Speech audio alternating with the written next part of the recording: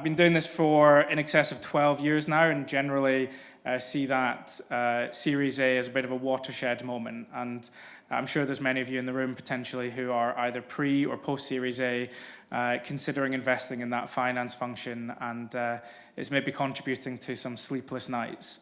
So as part of our discussion today, we hope to address some of those kind of considerations once you do raise that capital. So we'll speak for about 40 minutes and then open up for some more questions. But I guess over to you, Travis. Thanks again, and would love to have you introduce yourself, please. Sure. Welcome, everyone. My name is Travis Drouin. I'm a managing partner and national practice leader of our technology industry practice at Baker Tilly. We're a top 10 CPA and advisory practice with both a domestic and global presence. And in the world of startups, I've spent almost 30 years working with early stage high growth companies, a lot of venture-backed deals, and had a short stint in the late 90s at a venture capital fund known as Bessemer Venture Partners back when the tech bubble was hot and heavy. But I've been in and around technology startups my entire career. And that extends over to my sort of personal passions. I'm an angel investor. I'm invested in a number of our area venture funds as an LP, but I just love the community and always trying to find ways to give back. So. Awesome. Hello, my name is Ginja Silva. I've been spending most of my life in the financial section. I started in investment banking about 25 years ago, and I quickly learned that when you're a banker, you don't get to actually bring anything to fruition. You just get to get the money and you move on. And so I moved over to operations and have basically been working with startups. I've co-founded several, had various merger and liquidity type transactions, but have a great appreciation for the lean business practices that are needed in a finance department, and also for understanding that most companies, they don't want to invest any money in their finance team, and so you have to find ways to do a myriad of things on a very small budget and still actually be consistent in your results. So I'm excited to be here and share some of my knowledge. Hi, everyone. My name is Matt DeLello. I'm Vice President of Finance at CareFeed.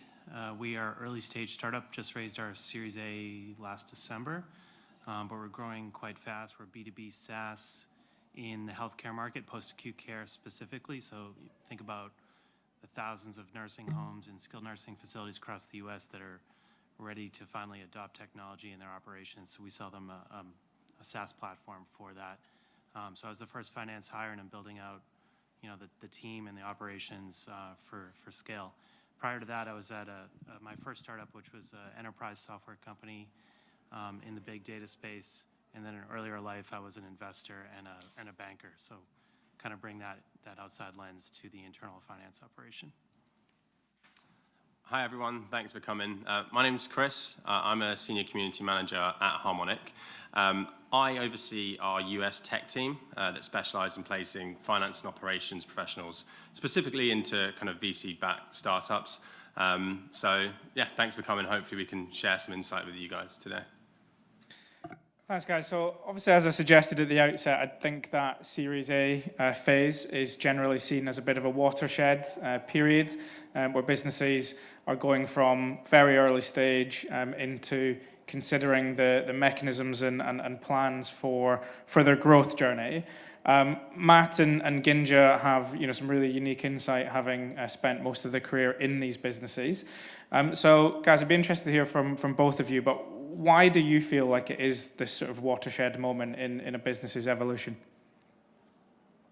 Sure, I'll go first. So post-Series A, you may have your first institutional investors on board, and with that, sorry? Sure. So after an A round, you have your first institutional investors on board, literally on your board, and with that comes expectations. So there's going to be, reporting requirements, visibility, measurement into the business, and so that's where they begin to want someone in the seat full time. Oftentimes, transitioning from an outsourced fractional CFO that they might have had in place before, or an outsourced bookkeeper, and so they want to start to formalize that process and get regular information and visibility on the business. Yeah, I think from my experience, what I found is a lot of times CEOs and founders and management teams, my background mostly being in biotech here in the Boston area, they want to focus the majority of all of their resources on everything that's science and business development related. And then they want to live just a very small percentage to handle everything else on operations. And so I think one of the key points I found is that you really need to bring the executive team into understanding and appreciating that you need to establish good systems. You need to have clear visibility, as Matt said, and accountability, and be able to have good reporting. And I think with that, it allows you to set a foundation such that when investors ask questions, you have authority in your answer, and it's not just one person who has the information. Yeah, just to kind of touch on both of those points as well, it's interesting what you're saying about the external accountability. I remember I was speaking to a founder a few months ago, and she was saying on the day that the fundraise was kind of due to sort of clear, so to speak, she was on her online business bank account, refreshing the page every 30 seconds or so, as admittedly so would I be. And boom, all of a sudden there was $7 million in the bank account. And for her, that was her, oh my God, watershed moment.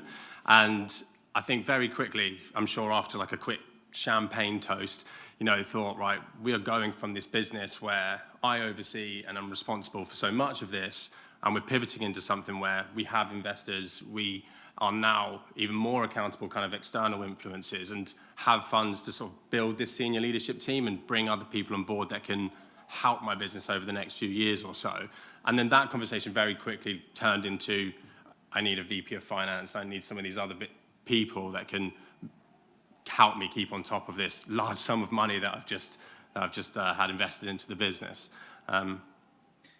Yeah, no, I think it's definitely a big day in kind of a founder's life when that money hits the bank. And I think, inevitably prior to that period, sometimes it happens more quickly than founders had anticipated, with investors' interest.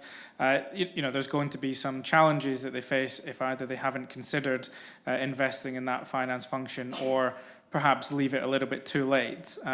Chris and Travis, obviously in both of your roles on the recruitment side, Chris and Travis, in your accounting and advisory work at Baker Tilly, you must have worked with hundreds and thousands of clients at this phase. I guess starting with you, Chris, what are some of the challenges that you feel businesses face if they don't have something in place?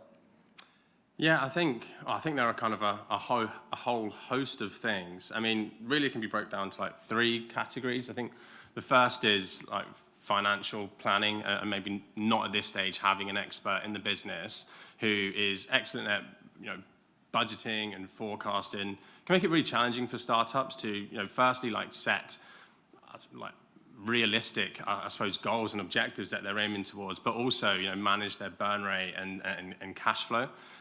Second is data, or again really kind of lack of real financial insight when making strategic decisions. And I think post Series A, you're kind of bringing on a bit too much risk for yourself if you're going into some of these meetings or into some of these conversations to make these big calls and you're not fully informed. And then the third one really is compliance. And I understand why maybe founders aren't jumping out of bed to kind of tackle this every morning. But it is, of course, super important. And I'm sure these guys will be able to tell you in more detail. But if you can get ahead of that earlier, you'll save yourself a world of headache kind of later on, kind of down the line when you want to be focusing on more kind of strategic things, really. Yeah, I mean, I think, not all Series A funded deals are created equal, right? I mean, you could have an organization that raises that $7 million capital, but they're still years from their real true revenue streams that they're trying to build towards. Others are well down the path of customer accretion, and the finance side of that equation then dictates exactly what the investors are looking for. Are they looking for revenue KPI reporting? Are they looking for the insights in terms of how the business is growing and what kind of customers are they acquiring? What's the churn? All that stuff.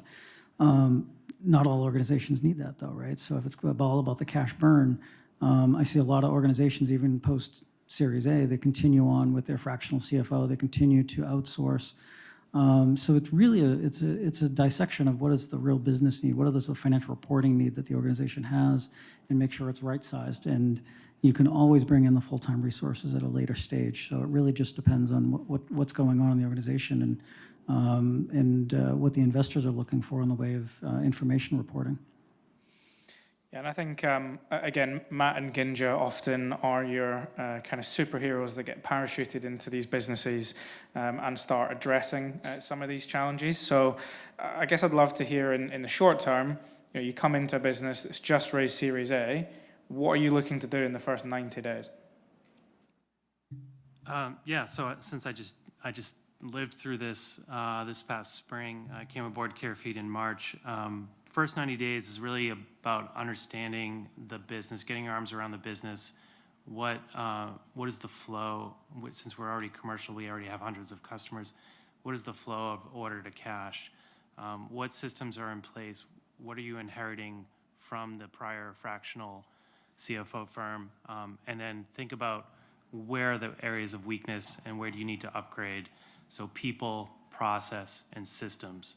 So you might be using a highly manual spreadsheet for revenue recognition that is quickly becoming cumbersome as you're adding hundreds of customers, if you're a high volume SaaS business. So putting in place a system for subscription management, AR management, that can scale from 1 million to 100 million in ARR was one of my top priorities. And then, hiring in areas that are outside of my core strengths. My strengths are in FP&A, so hiring a full-time accountant to have good, strong monthly closes. I think it's really those three things: people, process, and systems. I've experienced both sides of the equation, being a financially focused founder and having seen how it goes really wrong. I've tried to implement systems from the get-go in companies I've been affiliated with, but I've also been on the other side where you, as you said, parachute in, and the first thing I do is put out any fires, because inevitably most executive teams will think as long as payroll's getting paid, as long as bills are getting paid, the finance function is fine until IPO. And the reality is a lot of times things are not set up in a way that is effective and efficient and provides clear visibility across multiple units of the business and allows for a really holistic look at how you can put the business together and actually be efficient with your cash.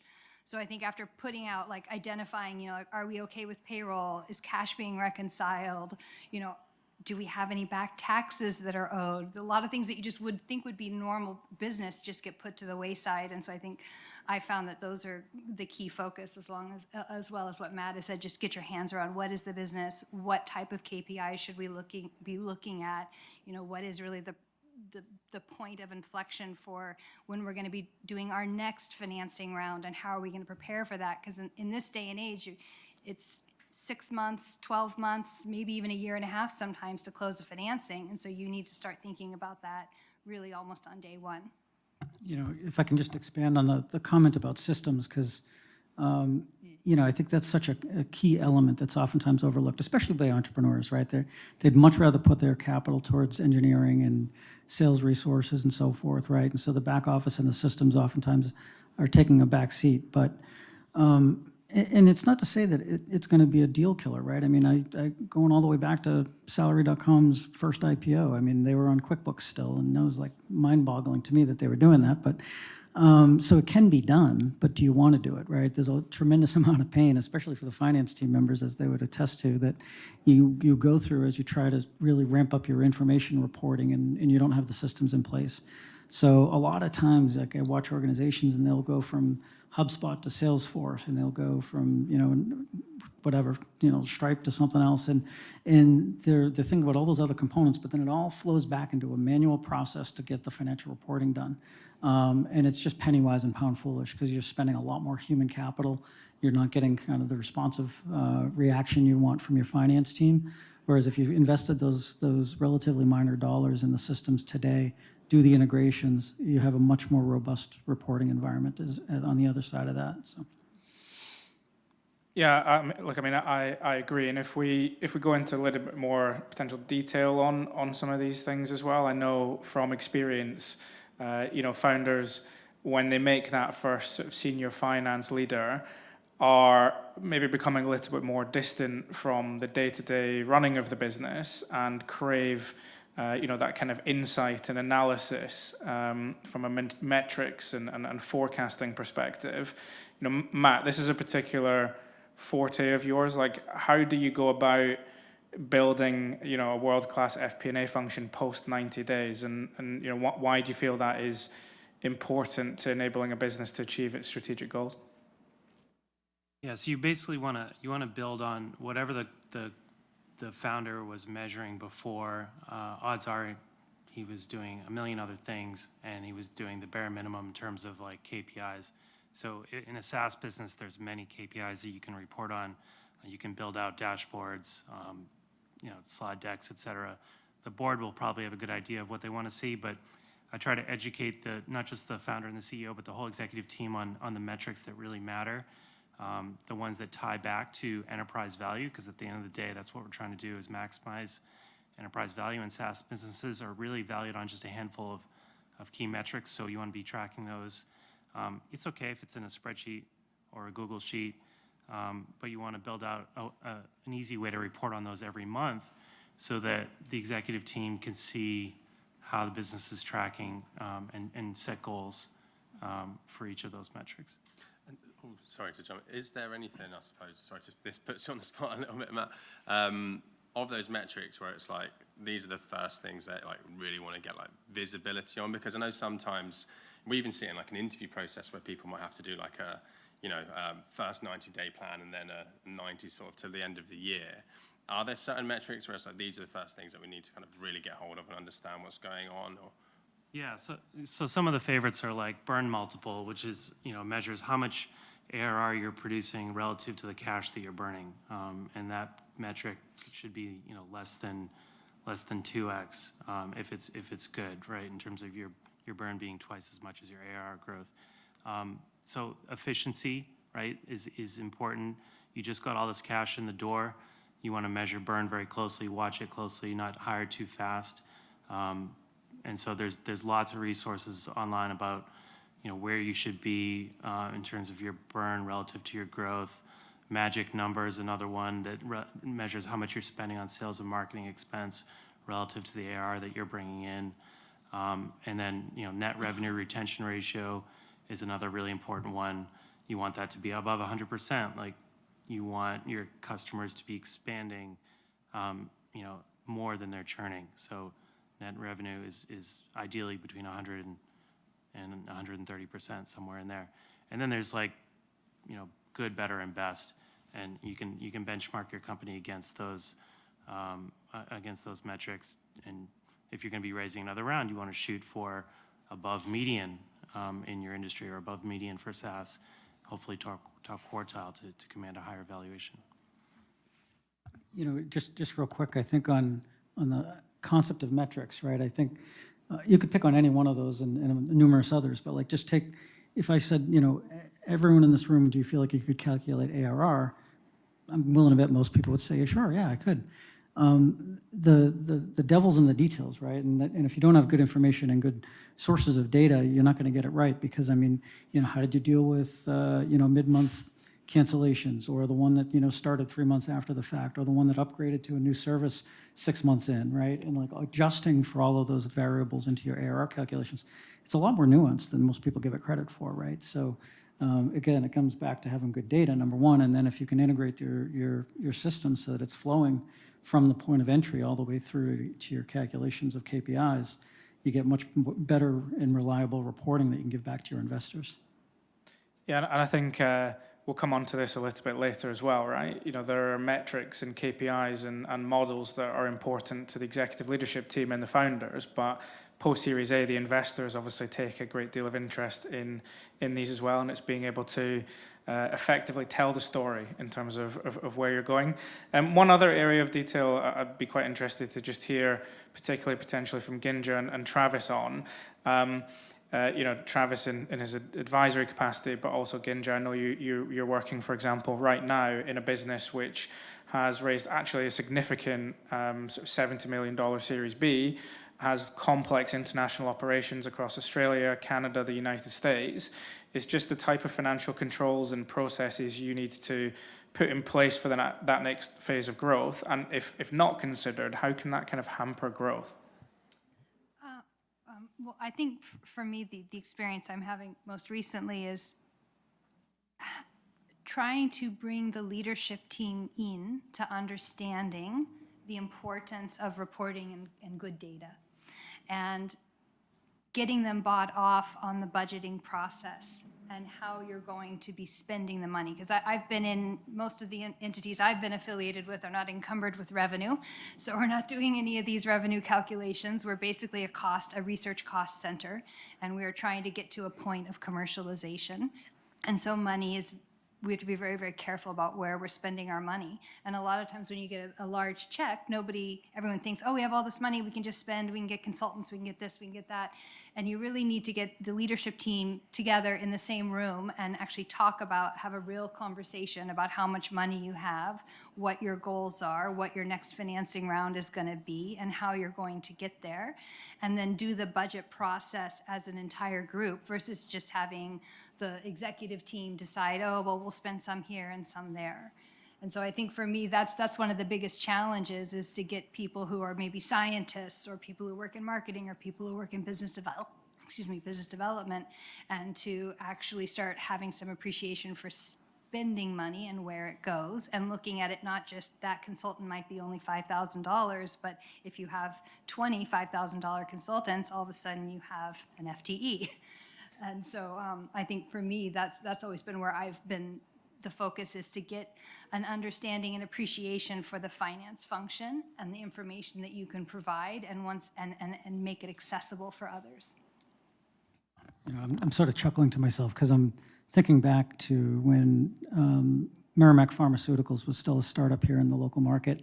And so we were doing their financial audit, and I just remember going in to ask the finance team, I'm like, doing the annual update, so how have things gone this year, yada, yada, yada. And, this industry was new to me at the time. And they said, oh yeah, we're right on track. We spent $80 million this year. And I'm thinking to myself, that's the KPI that they're giving me, that's the important metric, right? It's a unique industry, right? But it is about the spend. But I think, when you talk about the control environment, you talk about, beginning to scale the business and the organization as you start to get to these larger rounds. The first question I would ask is, have the investors, have the board committed the time to start to think about, what the governance structure looks like? Have they recruited an outside board member yet? Is that individual someone that can contribute to, in an audit committee capacity, whether they form a formal committee or not, but at least provide that audit and accounting oversight function? That to me is the starting point. That's really what's the most important thing. Is we could talk all day long about, financial controls and procedures and so forth, but at the end of the day, it's about the tone that gets set with the governance at the top, and that to me is really the starting point that I think organizations need to focus on. And so if you're a founder, you may not want that because you feel like it could be restrictive to you, right? But by the same token, they're going to help make sure you stay on a very sound path and you get the right kind of infrastructure in place going forward. So. Great, and I think one of the things that Matt mentioned there is starting to get the right team in place. While founders and all of us might wish that our finance leader could work 24 hours in a day, and some of them probably work close to that, it's not possible and not sustainable. So, if you step back and you think about the key things that you want to build with your finance function over that year or 18-month period, how would you prioritize key hires and why, Chris? Yes, it's interesting, isn't it? I think kind of where this kind of can go wrong is if founders almost borrow like a hiring playbook from like a competitor of theirs or like a larger organization maybe that they admire, which can lead to maybe bringing in the wrong individual for your particular business, because it is a unique thing.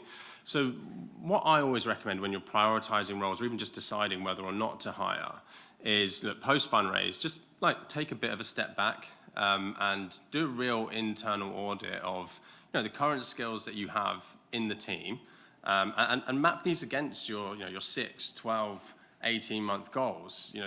That should really help to identify what some of the key skill gaps are, whether you should bring in new people, whether you just need to redefine the roles of the existing team, or perhaps continue outsourcing. But I definitely think some of that planning and just taking a bit of a step back before kind of rushing into, as Gin just said, sort of spend the money, so to speak, is always a good idea. And Matt, you're kind of going through this yourself right now, so be interested to get your take on it in terms of how you're actually recruiting and building that team. So building the team, you want to internalize, at some point, everything should be internalized, so you have to move away from outsourced resources. So for me, I'm an FP&A person. I can do that all day. I need a good accounting manager who can own accounting, and I can have confidence in, the monthly close and the accounting statements that are being put together.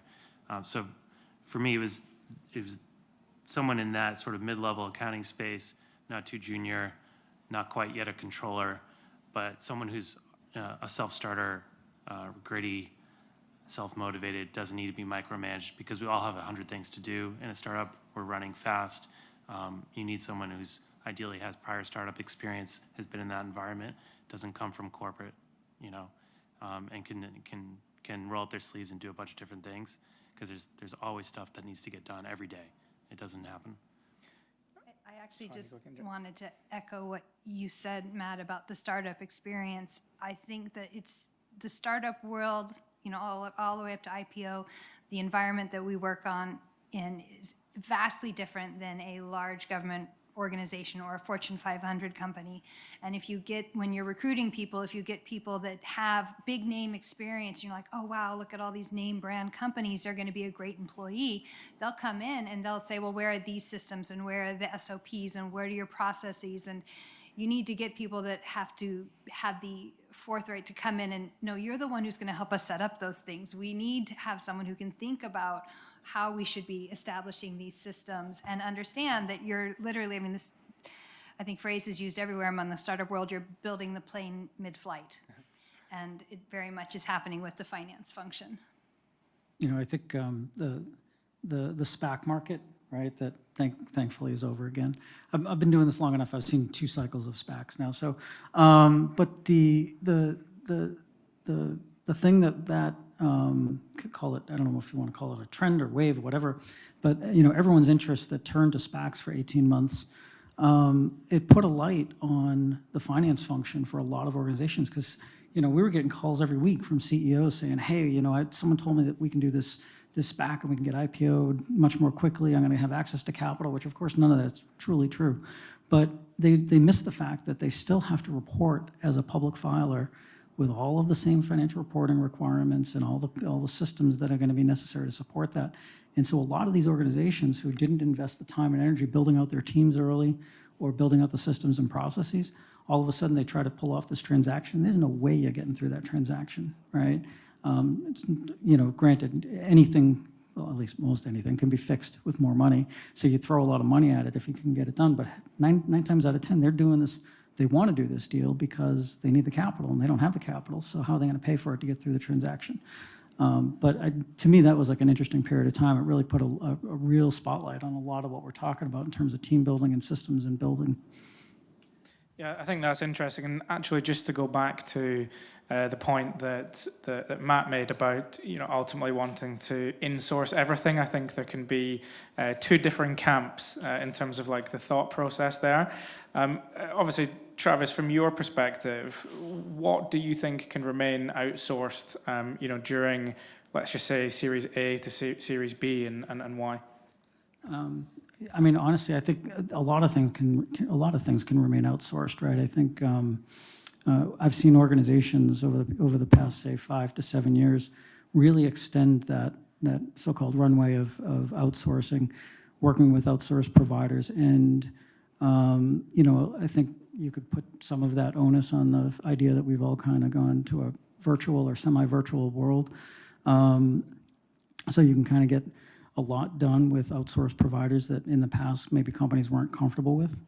So that kind of window of time is elongated in my experience. the other thing is, even as you build out a full-time team, there's certain things that are, have a niche expertise to it. So, I mean, if you start doing a lot of, if you get a lot of revenue transactions in a lot of different states and you've got sales tax compliance, I mean, yes, you can sign up with Avalara and get kind of half of the equation, but it's kind of like hiring, ADP for your payroll. They're experts with the payroll processing, but when you have like real payroll questions, I realize I'm like breathing into this thing. So, when you have real kind of payroll questions that are kind of tax-driven or legally driven, you need an expert for that. So outsourcing those sorts of things to outside providers until you can really afford to build up a team that can actually develop that expertise in-house.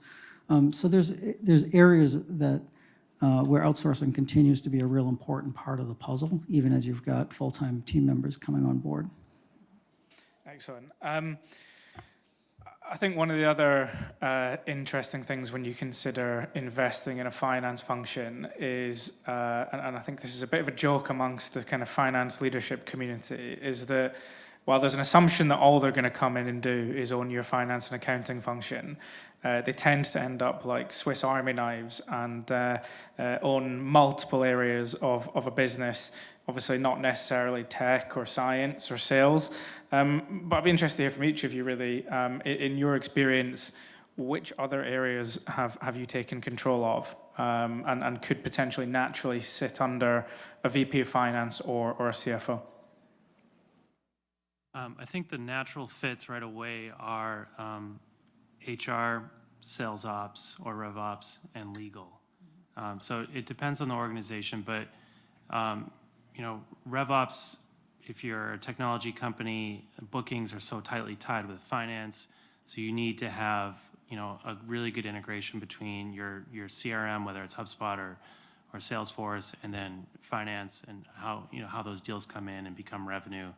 And so it makes a lot of sense. I've always had that person on my team in both companies, and it can just be one person. It doesn't even have to be full-time rev ops. They can be hybrid, and they could do other operations, maybe, or FP&A.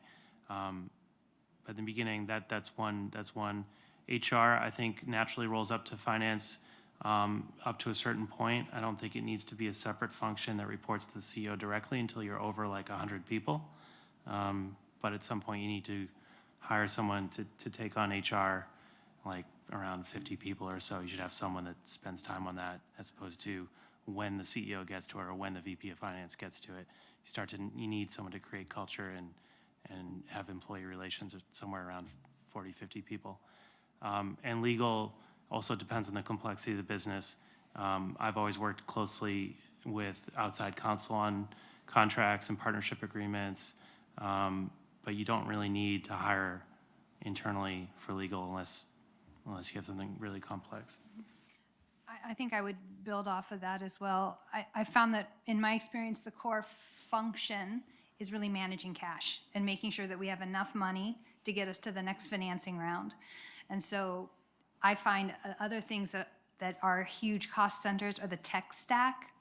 If you don't have someone in finance with their hands somewhat in IT, you are going to end up with ridiculous, redundant systems that aren't communicating with each other, and you're not maximizing. You might have one system that could actually do 5 things, but you'll find that the company has 5 separate systems, and they're paying 3x of what they could possibly be paying to get the same result. So I think IT is another one. And then I would echo HR in the sense that usually in the companies I've been with, people is one of our largest expense, especially in a research-based organization. It's the human capital and the brains that you have in there. And so it's very important for someone in the finance role to be able to be a part of the discussions about what's our build-out plan, how are we going to be recruiting employees, what are the people costs, and then how are we going to maintain those employees so we don't lose the traction that we're getting with the work that we're doing. So those are what I would add on to that. Yeah, it's interesting because, I think that kind of modern day like CFO role has changed so much, even since I started doing recruitment, which was only about 6 or 7 years ago, as much as I kind of feel old now. And one thing that we've kind of noticed more and more so, I think mainly from like the reporting and like Travis and Matt were saying, like the importance of good quality data is, and albeit it might be in a slightly larger company, is this sort of like BI or data analysts and like a lot of the kind of visualization efforts basically of the team kind of still reporting into the CFO. Like, I suppose I'm kind of a bit of an outsider looking in, but like at what stage do you think that kind of pivots into like the RevOps or being like its own kind of data team before, and it's not sustainable to have it in finance anymore? Yeah, I think that happens a bit later. I don't know what level of ARR, but you get a business that's, you know, scaled past 10, 20 million, you start to have a team that's devoted to that, to data and analytics. But then there's data and analytics on the tech side as well, with like usage of the platform, measuring how customers are interacting with the platform. That's going to sit within engineering. We're starting to build out that team on our engineering side. But yeah, business intelligence, I think that's a bit later, like Series B, Series C.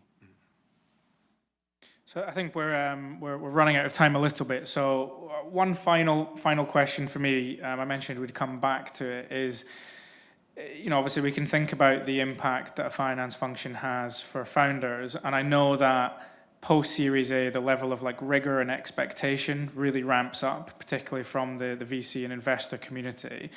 So from your experience, like starting with you, Travis, like what do investors look for in the shape of a finance function as you progress towards potential Series B and Series C rounds? So this is coming from the CPA, right? I don't know that investors are really looking for much from the finance function. They want to know that there's good controls. They want to know that someone knows where the cash is, how much they've got, how much they're spending, right? I would love to overstate that the finance function is one of the primary things that investors are looking at, but they're not. They really aren't. They want to know that there's a sense of reliability and reliance that they can put on what they're getting for information. That's the important part. But in terms of like what the makeup of the team looks like, or whether it's outsourced or insourced, or whether they've got QuickBooks or NetSuite, right? Like they're generally not taking that deep a dive. I mean, you know, that answer changes when you start to move into the world of like private equity. You know, those investors are going to take a much more invested interest in what those answers are. But I mean, you know, right in the middle, you've got a bunch of growth equity firms, and they come in and, you know, they're usually investing in a company that has a finance function that is in a complete mess and needs to be cleaned up, right? 9 times out of 10, and they've got very poor reporting and controls, despite the fact that they've reached $20 million plus in revenue and you know, have been finding scale. So I think that, you know, investors it's a nice to have, right? They like to see it. If you can turn around a diligence process more quickly, you certainly gain their confidence much more quickly, and you get a deal done faster. But I've seen plenty of deals get done with organizations that are not quite built out yet, so finance functions. I kind of have found that although as someone who's spent almost their entire life in finance, I want to think what we do is very, very important. In general, in most of the business, we're not what drives the business. It's the research or the sales team that drive the business. And we are a function that works to assist the rest of the business to collate all the information and present it to the investor group or present it to your customers.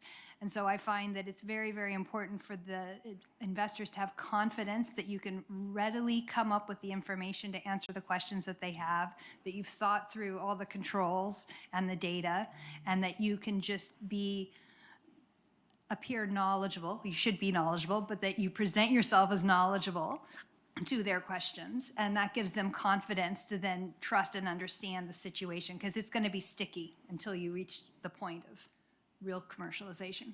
Yeah. Cool. You know, Sorry, Travis. Almost to kind of layer on top of that, it's like they like to know that you know, forgive the language, but that you really give a shit, right? Like they want to see that you care, that if it's like, if they're getting bad information and they keep having to pose more questions because of that, they're going to have complete lack of confidence in what you're providing them. So they want to know that you care, that you take the job seriously, that you're producing information that is good, solid, quality, actionable information that they can rely on. So. Yeah, I suppose as an outsider, so my interaction mainly with investors is when I get introduced from them into businesses in their portfolio. And very much like you said, Travis, often when finance is a bit of a hot mess, basically. And yeah, I think there's a few things really, like you said, I think really it's like the clarity and confidence that the person is on top of the numbers and like the cash flow. But I think as they start to ramp up towards the Series B, Series C, I think there is the element of hopefully at this stage you've either got a founder who can do it, or maybe it is a CFO or a VP finance that can do it. But you're kind of ready for the next phase of funding. Like Series A is kind of like the start of that journey. And I think as Finn even kind of alluded to earlier, it's, now we've got things in place where we can start to tell the business's story through numbers and reasonably, quote unquote, like accurate like forecasts. So I do think there's a bit of like a small transition there, or at least something that I hope they're going to get out of, bringing in that first finance leader when, they might have invested at Series A when things really weren't in place at all. Great, thank you. So I guess kind of keen to invite some questions now. I'm not sure if we have a mic or anything, do we? We do, awesome.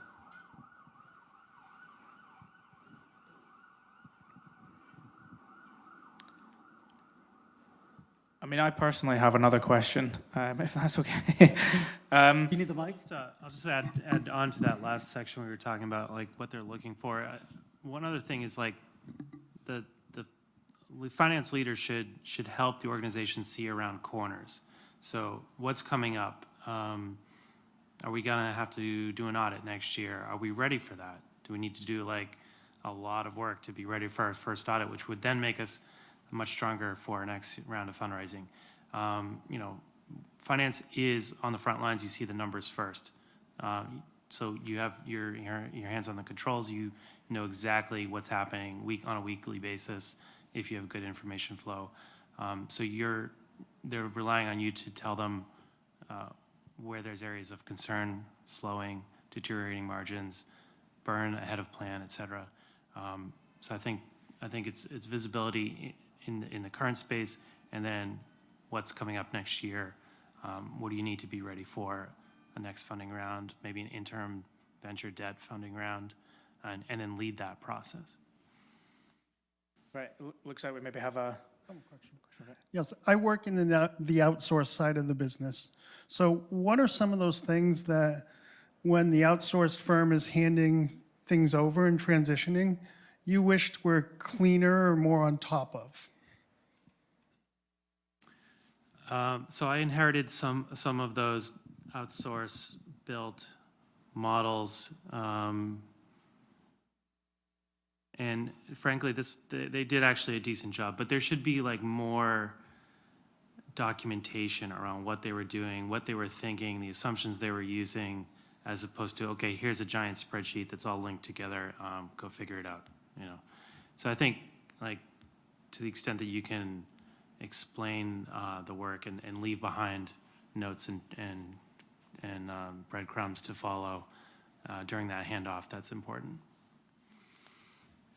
I would also just say that I've leveraged outsourcing in many of my positions, and I found it's been a great benefit. But one thing I find is that not one size fits all. And so it's very important to keep things simple and make it, as you said, well documented, so that you don't hand over to someone, well, here's a lovely 900 line item, chart of accounts, and we've got all this great detail, but none of it really means anything. And so I think it's important to just set the next group up so that they can digest it and actually present move to the next level. Joe, I'll just say, hire Baker Tilly to do your first audit, then do the handover. So, just kidding. Right, anyone else?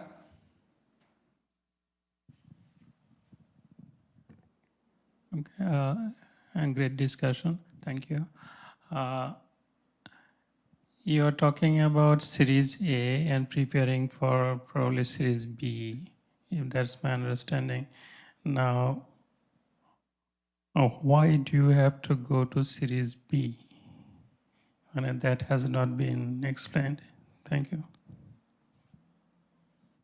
Well, if if you're fortunate enough to scale off of the A money and become profitable, then no, you don't need to go to the B round. But generally, even if you are break even, the thinking is more capital would allow us to expand our product into other markets and therefore increase our TAM. Generally, the VCs that signed on for the A round don't want to sell too early for 50 or 100 million. They want you to they want you to be a unicorn, right? So they want you to think bigger, expand your product offering, and usually it's not just that one round that's enough to get it done. Yeah, I mean, that equity capital is all about accelerant, right? It's more fuel for the fire. So if you can raise the capital to put it to work, to quicken the sales cycle, to quicken the production cycle of your whatever new product you're trying to engineer and bring to market, right? I mean, that's what the extra capital is for, right? But to your point, like, no one's going to raise more money if they don't need to. If they can turn profitable and continue to scale on the free cash flow that they're generating, no one's going to raise a B, right? But most organizations can't quite do that. It's not built into the model either. So I would just add to that one thing that's important. I think when you're starting a company and you're looking at you have to think of financings as various off ramps, and so you have to, how am I going to get to that next stage? And usually your investors are going to want to have a story told each time. And so you just need to make sure that with each round, you know what that story is. Is it tech development? Is it pre-commercial? Is it then to commercial? Is it, and to not have it be, well, we're going to develop the tech, and then now we're going to go and do a Series B to develop the tech. So, you need to have a nice transition and growth. Any further questions? This is what happens when you get a bunch of accountants in the room. Well, I was going to ask one question to wrap up, and I think, ultimately we're building a lot of these businesses with a view to some sort of exit. So at what point do you start thinking about the quality of controls and processes and, FP&A models? At what point do you start getting them to a level that you think would be exit ready? So there's some debate about whether you need to have audited statements for your B round or not until your C round. But generally, the earlier you do it, the better off you are. If you can, get your ducks in a row and get your first audit done, the next one's going to be easier, and therefore you present a cleaner, better picture when eventually acquirers will come knocking, whether that's majority buyout, private equity, or a strategic for full acquisition. The cleaner you can present the business, the better. I actually find I like audits because when I'm my experience has been I'm the one higher, like the FTE, and then most everything else, all the other functions are outsourced, and then every other person at the business or on the leadership team is in a different business unit, so there's nobody else with a financial brain, and so I like the auditors to come in, and there's a lot of small, mid-sized audit firms that aren't an arm and a leg, and they can actually help you to make sure that, yes, these controls are in place, or they ask the questions that you might not be thinking of because you got 30 other things that you have on your list of things to do. And just as Matt said, when you start getting audited, it's not like they just audit that year. They go back. And so you have to do the whole thing. And I'd really much rather know now, like in a prior, that something happened in the last 12 months that we need to rectify versus find out now that something we started doing 3 years ago needs to be completely changed and reworked. And so just my thought, actually. These two are going to be good friends of mine now, so. Well, thank you again to everybody for coming, and hopefully you've taken some positives away for kind of the next phase of your growth. We'll be here probably for the next 5 to 10 minutes if anybody has any questions. Chris and I in particular, if anyone's a founder, pre or post Series A, considering in investing their function, we'd love to chat. For anybody that's interested as well, we have some kind of cookie cutter finance function org charts with some salary benchmarking on there, which people are free to take away. But thanks again. Thank you. Thank you. Thanks, guys.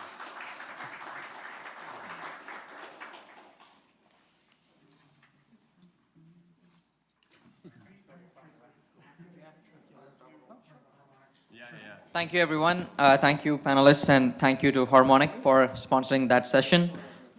Two quick updates. One, we have a startup crawl happening at 6 p.m. This event was a big hit last year, and we're doing it again this year. So make sure you register for it.